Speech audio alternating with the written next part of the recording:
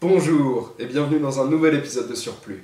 Et oui, je me suis fait couper les cheveux trop courts.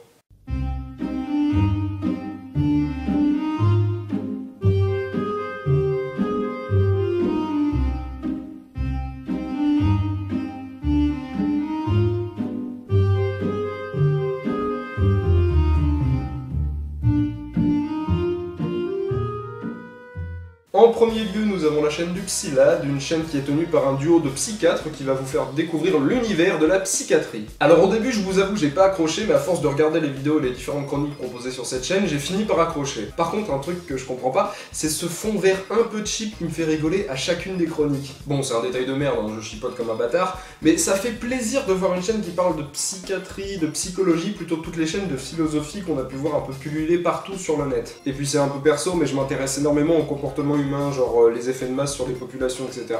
C'est quelque chose qui me passionne. Les trucs du style à quel point on peut pousser quelqu'un à faire quelque chose dont il n'a pas envie. Ah, je suis un peu sadique.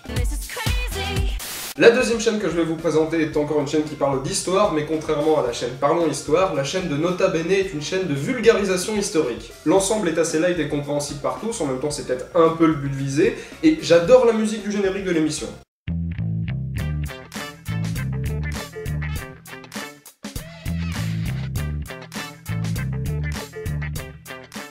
Et le présentateur me fait un peu penser à un mélange entre Smooth McGroove et Porto de Gus Productions.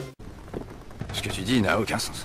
En troisième, nous avons la chaîne de Clicodège qui nous parle de cinéma avec des analyses et des chroniques de films très connus. Le tout est présenté avec pas mal d'humour et son péché mignon semble être le cinéma des années 1980-1990. 3 films juste pour l'exemple. Terminator, Conan le Barbare, Les Goonies.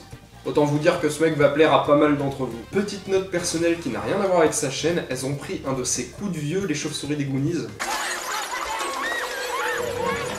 En quatrième, nous avons la chaîne de Usgurald, qui est un gamer et qui fait partie de ces milliers de youtubeurs qui s'acharnent à produire des vidéos, même si leur nombre d'abonnés augmente tout petit peu, pareil pour le nombre de vues. Alors c'est pas une critique, et j'ai énormément de respect pour des gens qui continuent de produire du contenu juste pour le fun, malgré qu'il y ait peu de personnes qui les suivent. Il y en a pas énormément qui sortent du lot, donc là j'ai l'occasion d'en faire monter un. Sur sa chaîne, vous pourrez trouver du jeu indé, du jeu pas indé et plein d'autres trucs, mais là, comme pour beaucoup d'autres chaînes, c'est plus la personnalité du bonhomme qui m'intéresse plus que le jeu. Le jeu, c'est qu'un support à ce qu'il fait. Et personnellement, Usgurald, pour moi, c'est la personne avec qui j'aimerais faire une partie de CSGO juste pour me détendre. Fuck it, you know what the fuck you're doing. Why you getting everybody out there fucking killed instead of fucking running around the city all by yourself, playing fucking hero by yourself, like you can do it by yourself.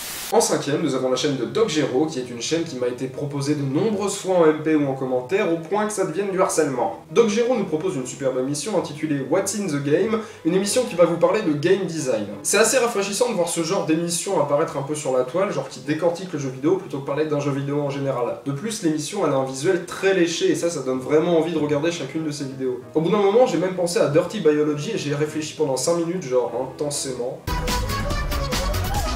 Et je me suis rendu compte que finalement, je préférais la façon de présenter et même le timbre de voix de DocGero à celui de Dirty Biology. Bien que le sujet ne soit pas le même, j'aime quand même Dirty Biology, on est d'accord. Hein. En sixième, on a la chaîne Random Péon qui me fait un peu étrangement penser à la chaîne One Kill Studio. D'ailleurs, je pense que je parle de cette chaîne dans cette vidéo parce que j'y ai vu des zappings de gaming et non pas du let's play. Enfin, en tout cas, c'est ce qui a attiré mon œil. Ils ont un genre de vidéo qui s'appelle les multi-péons. Tenez, voilà un extrait. Voilà, toxique. Il est juste en face, il est en face, il est en face, il est en face, il est en face, il est en face. Oh là là. C'est trop beau. Mais achetez-vous un cerveau ou des oreilles, quelque chose, putain. Après, la chaîne fait partie de ces nombreuses chaînes où je ne regarde que quelques vidéos et pas l'entièreté de la chaîne, mais j'aime bien quand même ce qu'ils font, donc j'avais envie d'en parler. En septième, nous avons la chaîne de Mr Flèche qui nous propose une seule émission. Mais une putain d'émission.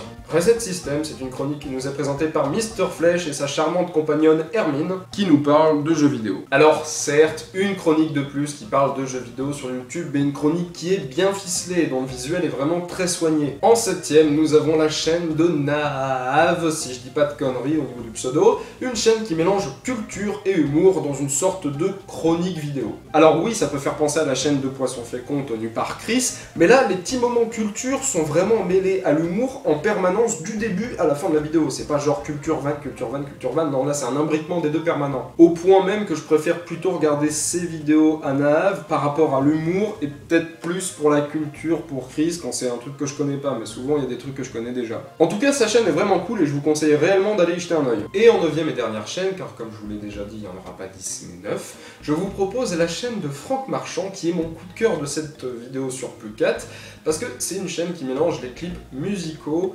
avec de l'humour et il n'y a pas de parole. Il y a quand même une bonne narration dans la vidéo malgré l'absence de dialogue qui des fois est agrémenté de quelques feuilles de papier avec un peu de texte. Donc si je devais vraiment vous conseiller d'aller voir une seule chaîne par rapport à mes goûts personnels dans toute la vidéo que je viens de vous faire, je vous dirais allez voir celle de Franck Marchand parce que je trouve que c'est quelque chose de très prometteur et assez sympathique, un peu comme un spectacle dont on reste muet. Après, toutes les autres chaînes que j'ai présentées dans cette vidéo valent le coup aussi, hein, vous inquiétez pas, hein. C'est pas genre prenez que Franck et le reste, non, c'est pour la déco. Non, allez voir vraiment toutes les chaînes si vous êtes un peu curieux.